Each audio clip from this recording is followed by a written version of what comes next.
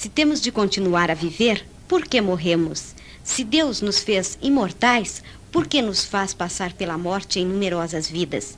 Isso me parece uma incoerência muito grande da doutrina que o senhor, professor, defende com muita lógica. A doutrina, na realidade, apenas reflete na sua estrutura conceptual, nos seus princípios, reflete a realidade. A doutrina espírita é baseada na pesquisa e na observação dos fenômenos. Assim, nós verificamos, através desta pesquisa e desta observação, verificamos que o homem, na sua essência, é imortal. O seu espírito sobrevive à morte e continua a agir depois da morte, inclusive em suas relações com o mundo dos vivos. Mas o que perece, o que é mortal é o corpo material, apenas isto. Ora, pergunta a senhora se o corpo material não devia ser imortal. É preciso compreender aquilo que nós chamaríamos a dinâmica das formas. As formas se sucedem no processo evolutivo. As coisas passam de uma forma para outra. A forma não pode ser sempre a mesma, não pode ser imortal, porque ela marca apenas um momento transitório, um momento de passagem da evolução. Costuma-se dizer o seguinte: quando o espírito de uma criatura humana desenvolveu-se de tal maneira nas experiências da vida terrena, conseguiu fazer com que muitas das suas potencialidades ocultas se apresentassem na realidade em todo o seu vigor, então este corpo não corresponde mais ao espírito.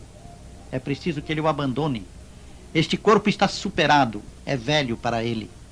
Ele larga este corpo para usar outro, mais adequado ao seu novo grau de evolução.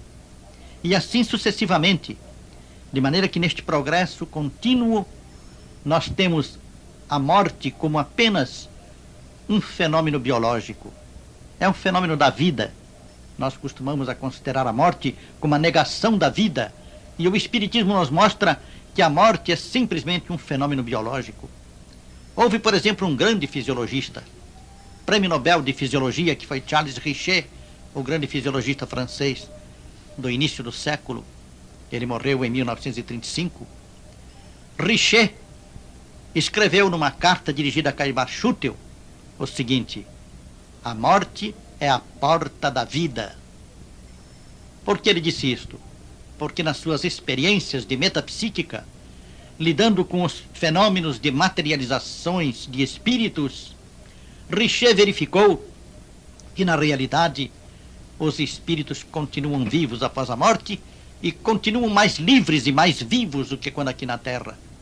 Por isso, disse ele, a morte é a porta da vida.